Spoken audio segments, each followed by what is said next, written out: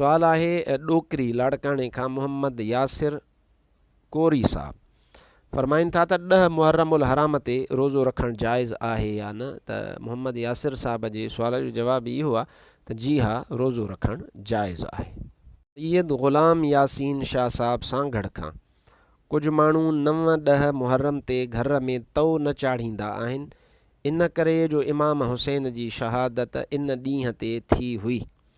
छा इहो अमल करणु दुरुस्त आहे या न?